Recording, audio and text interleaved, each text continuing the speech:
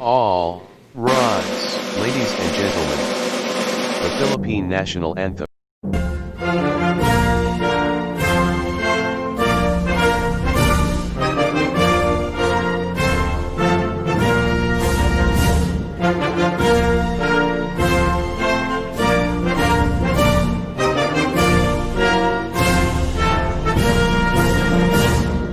Mabuhay.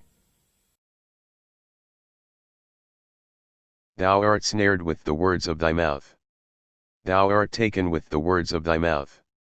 Original Spanish version, Marcha Nacional Filipina, 1899.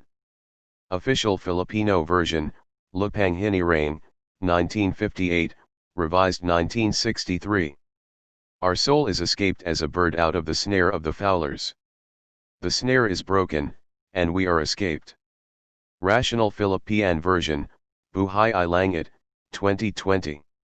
The Lord gave the word, great was the company of those that published it.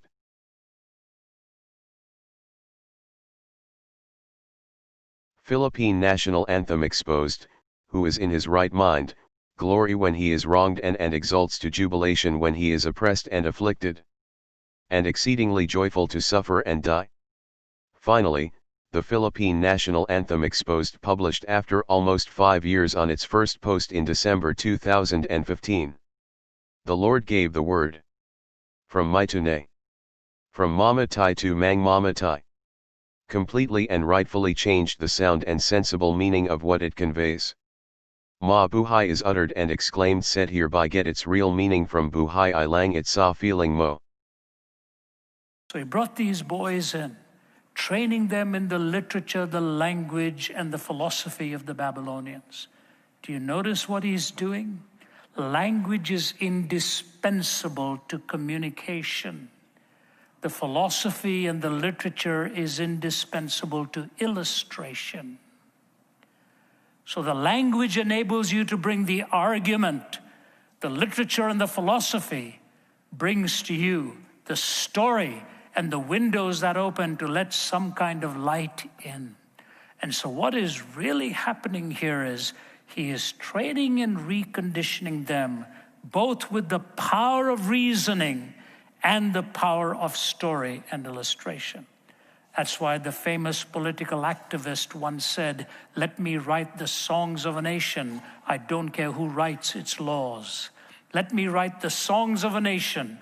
I don't care who writes its laws." Because the truth of the matter is, through music, through story, through illustration, you can completely enter through the back door of imagination and even overcome the front door of reason. And that's precisely what's happening here. He's conditioning them in every way. And when you look at these men, it is amazing to see how it is that they responded. The first is this, because, they're marching to a different drum beat. They're marching to a different sound. They are listening to a different voice. These are the countercultural people who are learning how to respond to a culture that is against the grain and against the values of their belief. And may I suggest to you, if ever we are living immersed in a culture that is contrary to biblical values, that's contrary to biblical absolutes, this is the time we are living through right now. All definitions have gone. Think about it. All absolutes have gone. Relativism reigns supreme. And what relativism actually means is that it is only relative to you. It's not relative to anybody else.